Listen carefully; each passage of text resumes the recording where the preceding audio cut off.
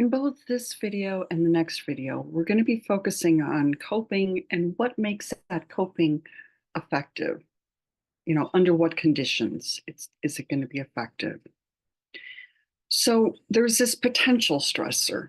It's not necessarily going to be stressful for everybody, but it's potentially stressful based on those appraisals that we make, primary appraisals, secondary uh, appraisals.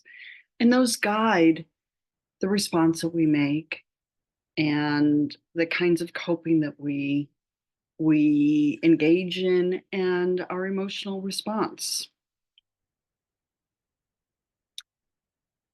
So I asked you to complete the brief cope. Look at the brief cope and think about where are you doing, what are you doing? And think about how to make, what can you do to strengthen your ability to cope with stressors. In terms of constructive coping techniques, generally they're described as three different kinds: appraisal focused, problem focused, and emotion focused. Each of these have a place. And each of these are useful under certain kinds of conditions. We are primarily today in this video going to be focusing on appraisal. So, what kinds of or how are we interpreting that situation and making sure that our interpretation is reasonable for the situation.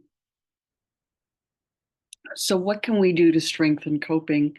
We can proactively cope. We can change our appraisals. We can develop resources. We can use cognitive behavioral stress management techniques. And we can develop our abilities to manage emotions well. Let me just say, avoidance tends to cause more problems than it solves. And part of what you should be thinking about is, why does it cause more problems? And also, when does it work? Because it does work sometimes. So, first in our list, proactive coping. We want to be focusing on healthy lifestyles, healthy choices. So you can think about this section of the video as a PSA from your mom and your dad, or your grandma, or whoever plays an important role in your life. Things like regular exercise, regular sleep, sufficient sleep, having a good, healthy diet rather than living on cupcakes and popcorn. Social support, from people who believe in you, and who want the best in you. Preventing problems. So many of our problems we can anticipate and do something about beforehand. And regular meditation and prayer. All of these can make a big difference. Unfortunately, most of us don't use proactive coping.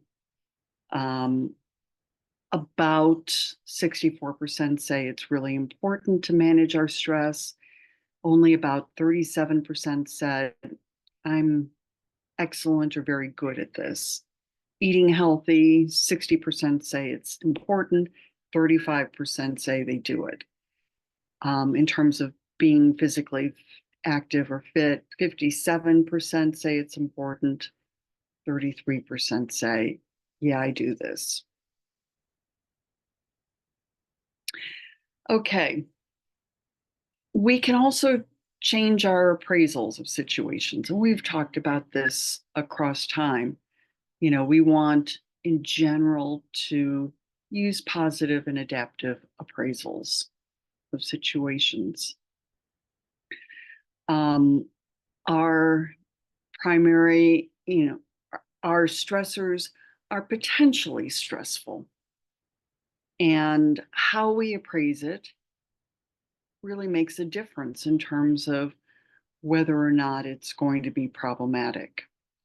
From our experience, and it will determine what kinds of emotions, um, bodily changes, behavioral changes we experience, and whether we have positive or negative outcomes here.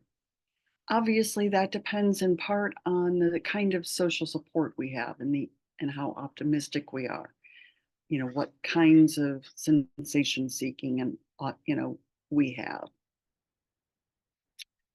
Um, let's just look at one of these things that we can do. Having a good sense of humor. Having a good sense of humor can make us perceive situations as less threatening. Um, we're more likely to have more positive emotions, experience more joy, more awe, more um, just transcendence, compassion. We're more likely to have better relationships with people around us, more likely to take ourselves less seriously.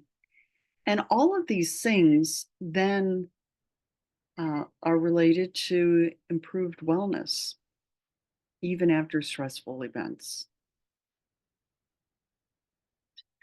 So at this point, what we're gonna do is stop, and I'll move on to the next video. Take care. Bye-bye.